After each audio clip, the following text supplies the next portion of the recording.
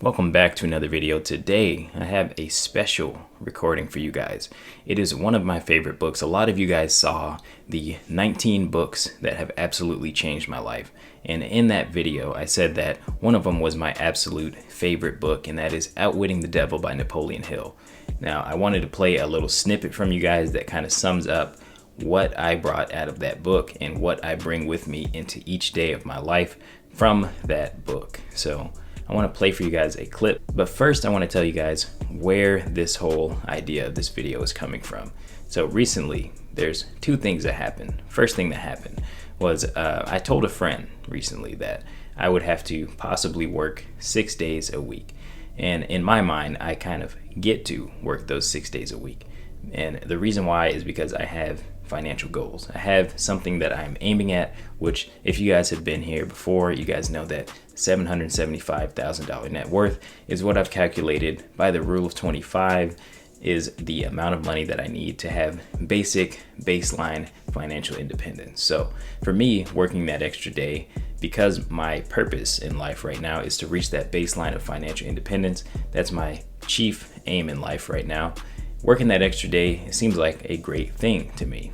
The person was like, well, that sucks, but that just didn't really register with me. I was like, no, that's a good thing, you know, and it didn't, it just kind of like, I was thinking about it and I was like, why does that seem like, you know, a bad thing for some people having to work an extra day, or in my mind, getting to work an extra day? And that's because not everyone has something that they are aiming at, right? They don't have a goal that they are going towards. So not to belabor that point too much, but the other thing was I was thinking back on a friend that I had when I was in training as a laboratory technician, and this dude would study day in and day out, all night long. He was always tired, he was always studying, and nobody understood what he was studying for.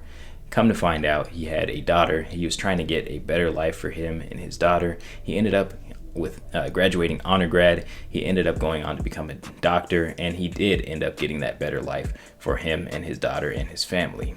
So all that just to say that I wanted to give you guys this clip on drifting and drifting through life. And I wanted to give you guys some thoughts afterwards on what I think about the whole idea of drifting, and ask you guys whether or not you feel like you meet the good description or the bad description. So without further ado, let's get into the clip. Do you think these men have helped my cause? Who are some of the present-day non-drifters over whom you have no control? I have control over no non-drifter, present or past. I control the weak, not those who think for themselves. Go ahead and describe a typical drifter. Give your description point by point so I can recognize a drifter when I see him. The first thing you will notice about a drifter is his total lack of a major purpose in life. He will be conspicuous by his lack of self-confidence. He will never accomplish anything requiring thought and effort. He spends all he earns, and more, too, if he can get credit. He will be sick or ailing from some real or imaginary cause, and calling to high heaven if he suffers the least physical pain. He will have little or no imagination. He will lack enthusiasm and initiative to begin anything he is not forced to undertake, and he will plainly express his weakness by taking the line of least resistance whenever he can do so. He will be ill-tempered and lacking in control over his emotions. His personality will be without magnetism, and it will not attract other people. He will have opinions on everything but accurate knowledge of nothing. He may be jack of all trades, but good at none. He will neglect to cooperate with those around him, even those on whom he must depend for food and shelter. He will make the same mistake over and over again, never profiting by failure. He will be narrow-minded and intolerant on all subjects, ready to crucify those who may disagree with him. He will expect everything of others, but be willing to give little or nothing in return. He may begin many things, but he will complete nothing. He will be loud in his condemnation of his government, but he will never tell you definitely how it can be improved. He will never reach decisions on anything if he can avoid it, and if he is forced to decide, he will reverse himself at the first opportunity. He will eat too much and exercise too little. He will take a drink of liquor if someone else will pay for it. He will gamble if he can do it on the cuff. He will criticize others who are succeeding in their chosen calling. In brief, the drifter will work harder to get out of thinking than most others work in earning a good living. He will tell a lie rather than admit his ignorance on any subject. If he works for others, he will criticize them to their backs and flatter them to their faces. You have given me a graphic description of the drifter. Please now describe the non-drifter so that I may recognize him on sight. The first sign of a non-drifter is this. He is always engaged in doing something definite, through some well-organized plan which is definite. He has a major goal in life toward which he is always working, and many minor goals, all of which lead toward his central scheme.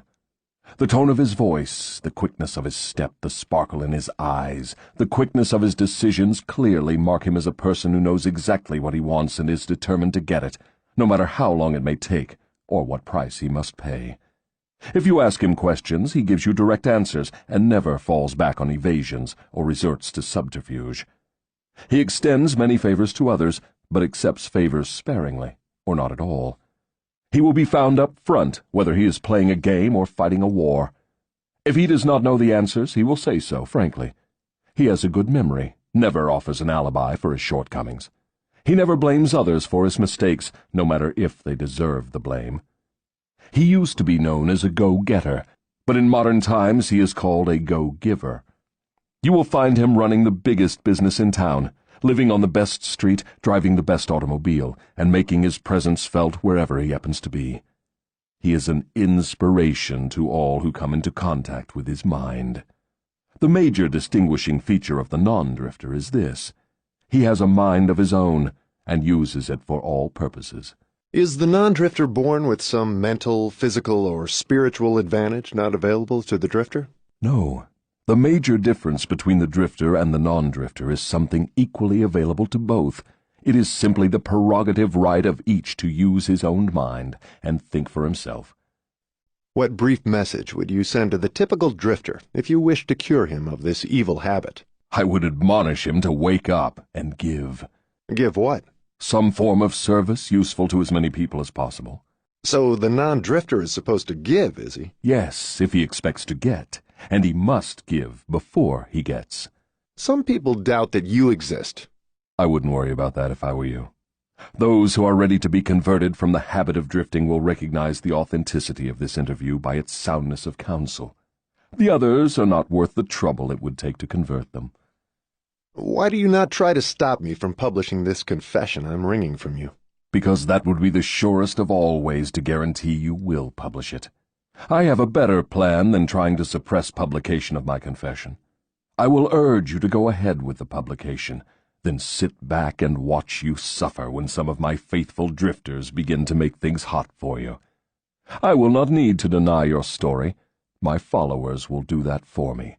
See if they don't. So I hope you guys enjoyed that clip. That was really powerful for me to re-listen to that clip and for me to just think, like, am I drifting into the drifter category, or am I staying strong with the definite chief aim in life, the life of purpose? Is that the life that I'm living? So it's always good for me to check back in on this audio recording, check back in on this book to make sure that I am heading in the right direction in life, to make sure that I have direction in life, and just to, in these crazy times, make sure that I'm staying grounded, staying humble, and staying driven. So hopefully you guys like this video, you guys like the clip. I hope I infected some of you guys with the will to go read that book. That is one of my favorite things to do, is to get people to read that book. Hopefully YouTube keeps this video up, and I'll see you guys in the next video.